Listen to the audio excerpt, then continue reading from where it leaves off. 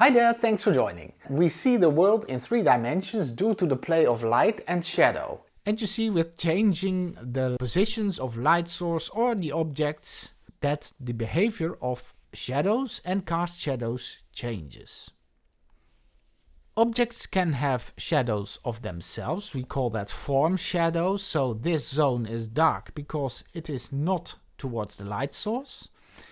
And here you see that as well. As I change the position of the light source, you see the form shadow change all the time. On convex and concave forms, so curved objects like a sphere for instance, you see that light hits this zone and it slowly gets less light until it reaches this point where light cannot hit the form anymore, and then quickly the form gets very dark. So you see this zone is immediately way darker than the lighter zones. And the darkest zone is just around the edge. Here the form shadow gets lighter, and that is because light gets reflected from other objects and hits back into that shadow. Now this is often the darkest zone of the shadows, where no or hardly any light can reach the object. Also funny to see the effect of reflected light here. You see with just a simple piece of white paper I can lighten up the shadow, and that's what happens a lot of times. When another object is near, then shadows get lightened up a little bit. And also color gets reflected into the shadows then, of course. Color also gets reflected in light parts, but also in dark parts. Now we take a look at the cast shadows. Cast shadows are the shadows that you see here on the table. The light source hits the objects and the objects block the light, and therefore on the ground for instance you see cast shadows, areas that cannot be light because the light is blocked by the object. And again, of course, there are many variables, so if a light source is very high, then you have small cast shadows underneath the object, and if the light source is very low, then you get very long cast shadows. And cast shadows can of course also be thrown on other objects, so sometimes you have combinations of form shadows. So for instance in portrait like this is a form shadow. This part of the nose that's not in the light gets a little bit darker, but the nose also sticks out and casts a shadow on the rest of the face. There are many variables in colors and the way shadows and colors behave in light and shadow. But in this video I want to show you an exercise to learn to see when you are in a shadow zone and when you are in a light zone, because there are many pitfalls. When we see this slightly lighter part in this shadow area, we often tend to exaggerate that with too light paint. But you see in reality how dark these colors still are. So it can be rather important to know when you are working in the shadow area and when you are working in the light area. Then you're less likely to fall into these pitfalls. In this simple exercise we just pre-mix a few tonal values. A very dark value, pure black, and a very light value, pure white, and some values in between. Now the first object that I am gonna sketch is the sphere, and to make a sphere we first sketch a circle. So this is a flat circle now because it doesn't contain light and shadow. Now we make that division between light and shadow, so I'll sketch in this line. That is the division between the light part and the darker part. Now I also sketch the cast shadow, so that's a darker part on the table because the sphere blocks the light source.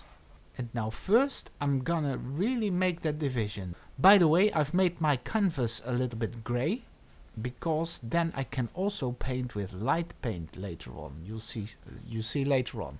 But first I block in the shadow part of the sphere, and I choose a value that is rather dark but not the darkest values. So later on I can adjust this shadow by adding darker or lighter parts, but at this moment I don't care. I just want to make a clear division between shadow parts and light parts in the painting.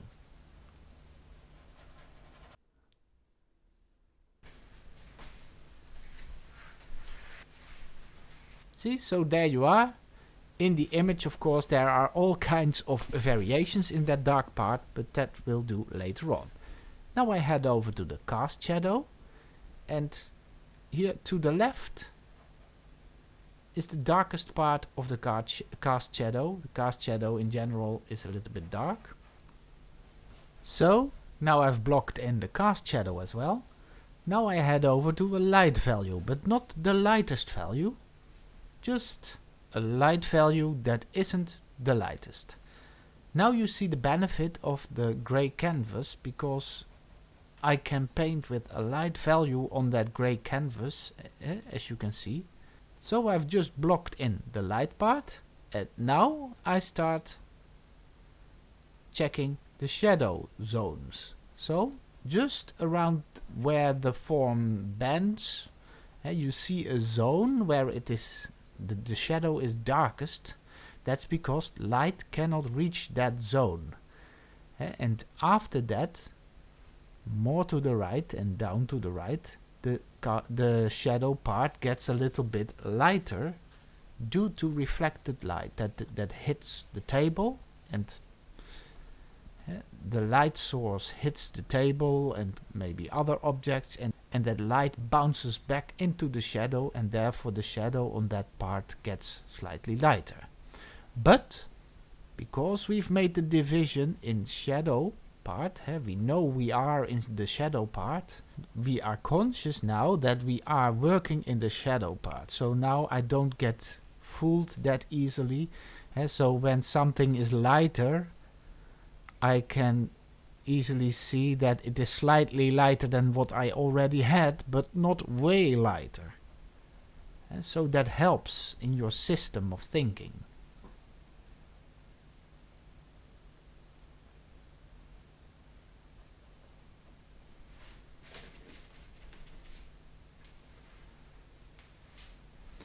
Now here to the left, a lot of light gets reflected back into the shadow, so that gets way lighter. Oh, by the way, also you see that I paint with acrylics, and it really doesn't matter if the paint dries quickly, because acrylics dry quickly, but when you do the values a little bit correct, then it really doesn't matter that the paint dries quickly, because you don't necessarily need to blend wet in wet all the time. So for here, for instance, I make a value that is in between that lighter value and the slightly darker value, and then you see that it starts to connect. That happens automatically. So don't worry that the paint dries. As long as you have some values on your palette that you can easily jump between the values, then you can very easily make smooth looking gradations. So you see, now I've blocked in that rather light part in the shadow area to the left. Then I can try to make the connection between the darkest zone of the shadow to the lighter parts. So to the left of that darkest zone is a slightly lighter part. So I just put just at the edge I put a lighter value, and after that I put an even lighter value, and now you see that there is a small zone, a small transitional zone. Now I first want to do the lighter parts as well. So the very lightest part is here on the left of the sphere, left a little bit downwards. So I put a very light color in there. So we already saw that in light parts on rounded objects, the transition from very light to a little bit less light is always, most of the times, very smoothly. And so that's a very fine gradation. Now I drop a very dark color here in the cast shadow, because there it is really very dark, because light cannot reach that place. And then it's time to adjust the cast shadow a little bit, because the cast shadow, especially at the right side, has a soft edge, as we call it. So you see that it has a small transitional zone from dark to slightly lighter. But you see, again, the paint is already dry, but I can easily let it blend optically just by putting values next to each other.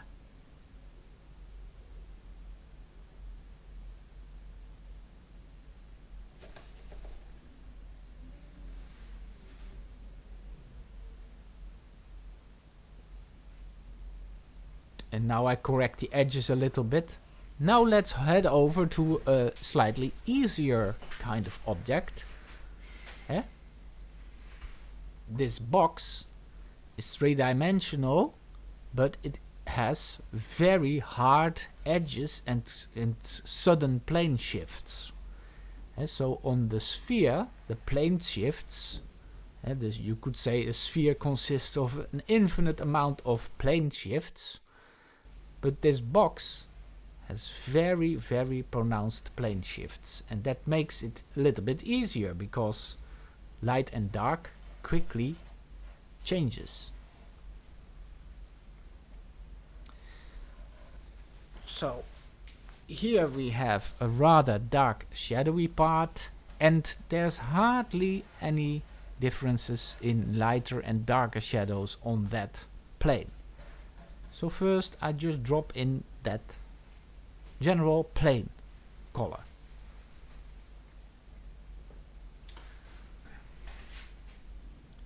Then I go over to the cast shadow. Now, the cast shadow is almost the same value as that plane that I did. If you squint your eyes, you hardly see difference. You only see difference from here on, so this part is a bit the same as the plane that I did, but here it is slightly darker, because that dark plane gets reflected back onto the table in the cast shadow, and therefore it reflects a little bit darker. Now the edge again can be softened a little bit around this side and the top side, and I just do that by adding slightly lighter values at the edges, and I can make all kinds of subtle in-between values as well. So I have these main values on my palette, but I can make values in between, of course. The top plane I do rather light, but not the lightest value, because I can compare on the photograph, and then I see the top plane is rather light, but it is not as light as the front plane that we see. So I take care that I keep the lightest value for the front plane. Now it's time to put the lightest value on the front plane.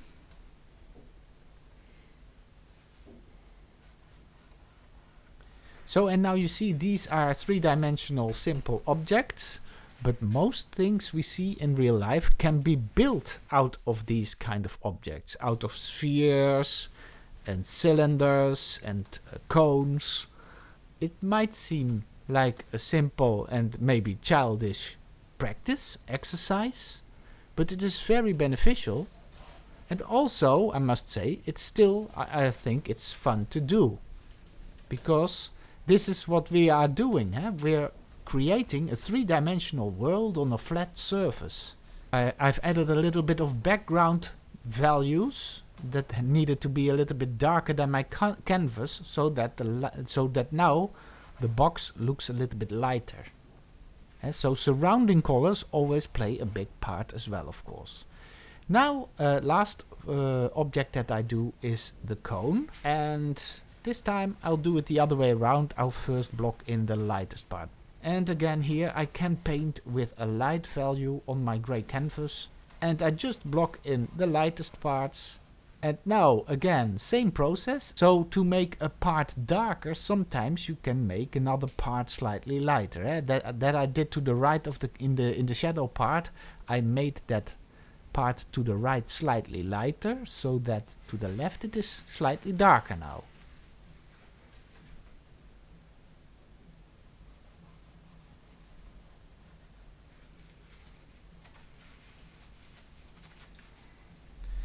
Now I make a kind of a transitional phase here again between the light and the dark part. So in a very small area you see that there is a connecting values between light and dark, and it's a very fast transitioning part. See, so I blend it a little bit. And I've added a second layer of a lighter value as well.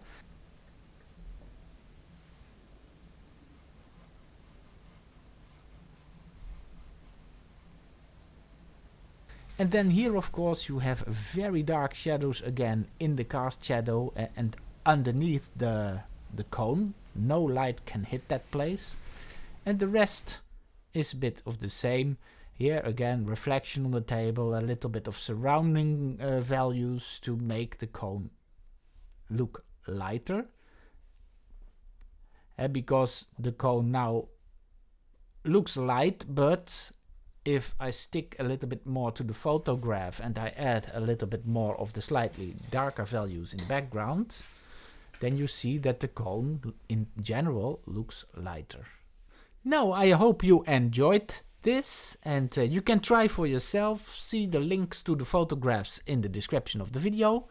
Have fun painting and see you next time.